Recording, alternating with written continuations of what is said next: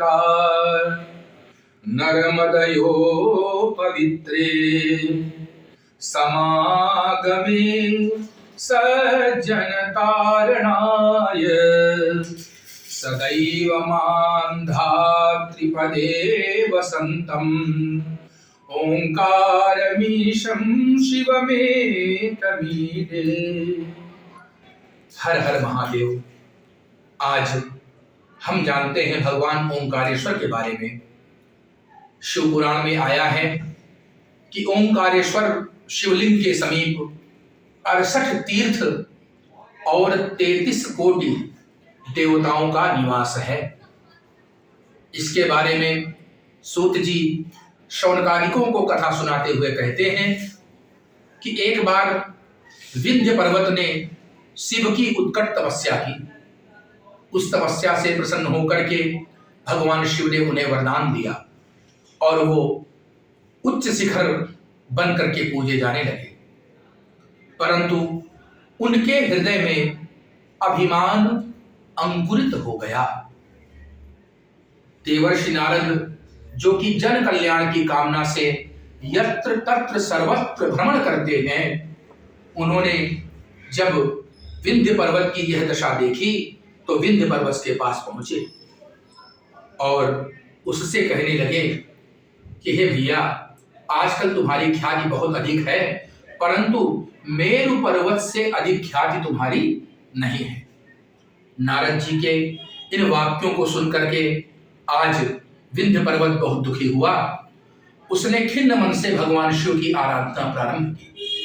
6 मास तक शिवाराधन करके भगवान शिव को विंध्य ने संतुष्ट किया। भगवान शिव ने कहा, वरम ब्रूहि, वरदान मांगो।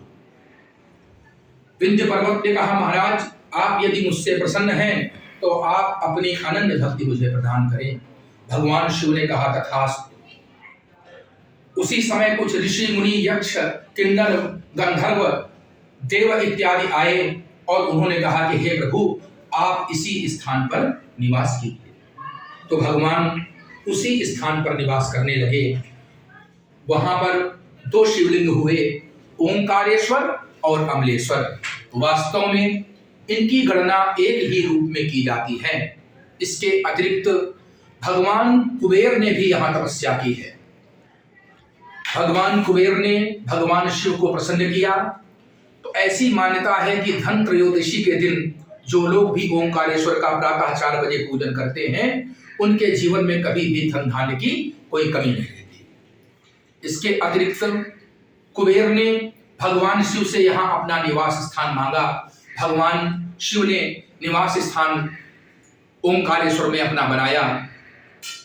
भगवान शिव की यह सुंदर और दिव्य लीला जो कि जगत को आकर्षित और अलौकिक करने वाली है। इसके बाद मानधाता ने भी यहां तपस्या की है।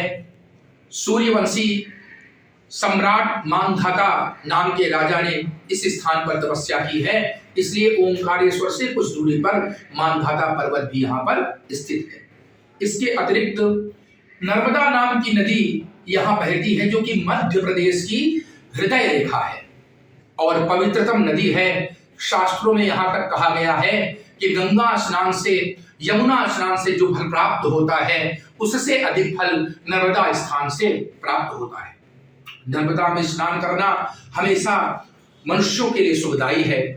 कहावत यह भी प्रचलित है कि नर्मदा के कंकर सब शंकर, अर्थात नर्मदा नदी में भगवान शंकर निश्चित रूप से निवास करते हैं। जो भी भगवान शिव की आराधना और पूजा करते हैं, उनके समस्त कष्ट और पाप नष्ट हो जाते हैं और उनको भगवान शंकर हमेशा फल प्रदान करते हैं। भगवान शंकर निश्चित रूप से अपने भक्तों के मनोरथों को पूरा करते हैं। जो लोग भी यहाँ पर प्राणोत्सर्ग करते हैं, उनका जीवन निश्चित रूप से मुक्त हो जाता है। यहाँ पर ही एक ऐसी घाटी थी, वहां से लोग गिर करके देहोत्सर्ग किया करते थे, परंतु 1884 में अंग्रेजों ने इस प्रथा को बंद कराया और लोग इस प्रथा को धीरे धीरे करके फिर लोग छोड़ने लगे।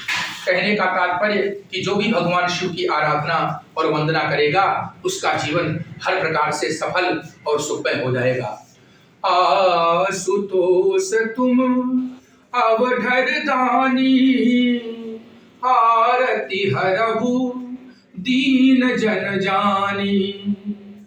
करि प्रणाम राम ही त्रिपुरारी, हरसि सुधासम गिरा उचारी।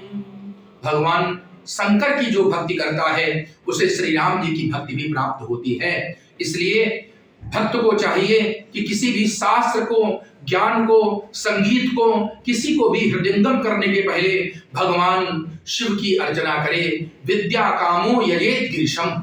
शास्त्र कहते हैं कि जो अपने जीवन में विद्या की प्राप्ति चाहते हैं वो भगवान शंकर का अर्चन वंदन और पूजन करें, उनका अभिनंदन करें। हर हर हर महादेव, हर हर हर महादेव। गौरीपति विश्वनाथ, गौरीपति विश्वनाथ।